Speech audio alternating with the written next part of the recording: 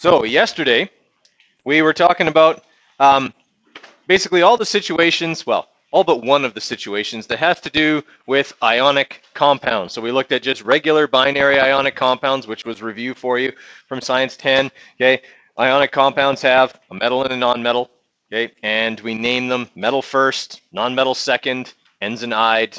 Okay, pretty straightforward. We looked at how some of the metals require a Roman numeral. Okay, and if they require a Roman numeral, that's because they have more than one possible charge. The way we know that is we just look at the periodic table when we're putting the compounds together and see if that metal is listed with more than one charge. Okay, if it is, then we figure out which Roman numeral to put on. You guys didn't seem to have too much trouble with that yesterday. Okay, there's one last thing to do with ionic compounds that we didn't talk about yesterday. Okay, and that has to do with what are called polyatomic ions. Okay, if you look at your periodic table, so if everyone can take theirs out, okay, you'll see a small box kind of at the top of it. So your periodic table, has that periodic table shape, right? And in the middle here, kind of near the top, there's a box, it's right about here, I think, that says table of common polyatomic ions. Sorry, it's over more on the left. Okay, it's actually over there. Okay, it says table of common polyatomic ions. Okay, you'll notice in there that it looks like those are ionic compounds on their own, but they're not. These are groups of atoms that come together and bond to each other, but don't have enough electrons to go around. And as a result, are still charged. Okay, so there's either more electrons than there are protons, or in the case of, I think, only one on there, okay, there's only one that's positively charged, okay, one that has more protons than electrons. Okay, so sometimes we run into compounds that contain these things, okay, and they may end up looking something like this.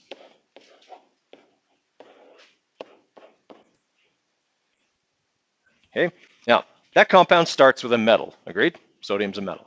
So it's an ionic compound, but it has more than two elements in it. Okay, that happens sometimes, right? If I see something that starts with a metal, okay, but has more than two elements in it, I know that it's still an ionic compound, but that it has a polyatomic ion in it. So whatever isn't the metal, that would be this part, is the polyatomic ion. Okay, so how do I name this?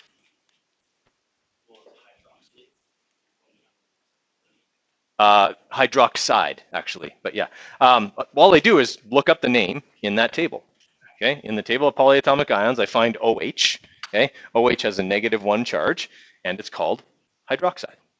So this stuff would be sodium hydroxide. Okay, we don't even have to change the name. Whatever the name is in there, that's how we write it. We don't have to worry about changing it to an "ide" ending. Okay, we write it exactly as it appears in there. If it ends in 8, it ends in 8. Okay, so for example, this compound.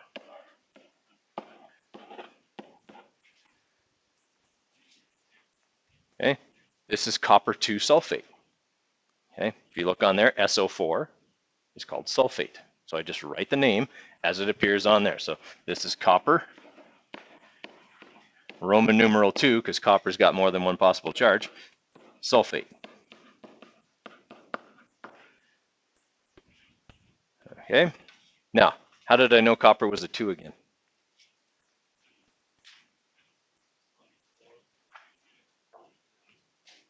Well, no, actually, this 4 is only talking about there's 4 oxygens, right? There's the sulfate stays together. I treat it like an element, actually, because it's stuck together. It's not going to separate. Okay. So what's the charge listed beside sulfate there on your table? -2, right? So I've got 2 negative charges here because I've got 1 sulfate. That's what changes. Okay. I know we want to look at this 4 and go, oh, there's 8 negatives. No, there aren't. This is one thing. If I needed more than 1 sulfate, I'd put brackets around it and put another number outside. I'll show you how that works in just a sec. Okay, so if this sulfate is -2, this copper must be +2, same as we did yesterday. Okay, so it's copper 2 sulfate. Question? Yes.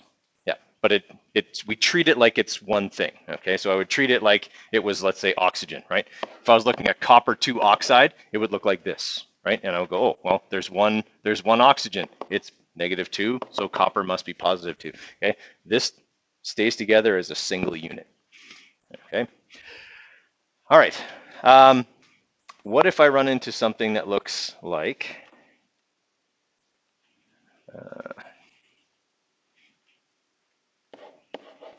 this.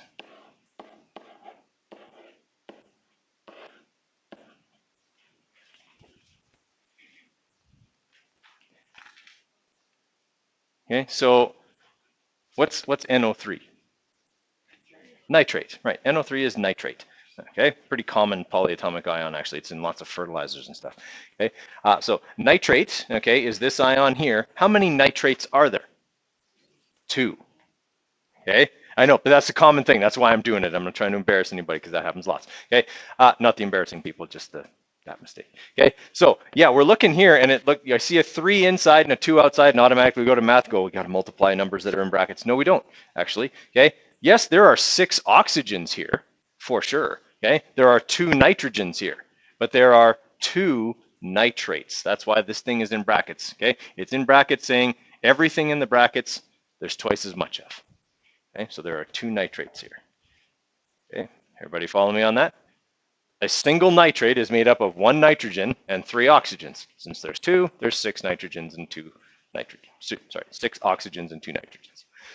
All right, so this stuff would be called magnesium nitrate. Again, don't put any, there's no prefixes or anything in here, right? We don't use prefixes for ionic compounds.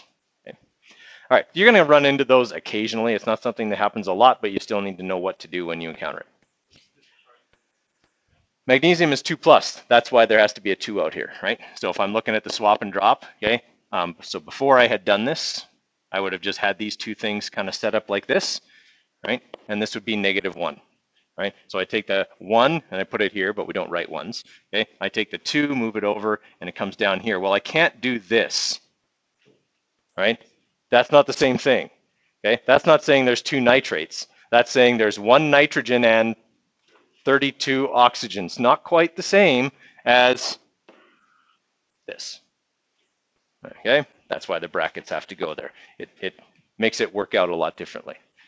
Okay, all right, so you'll encounter those occasionally. Okay, just something we hadn't really talked about yet. All right.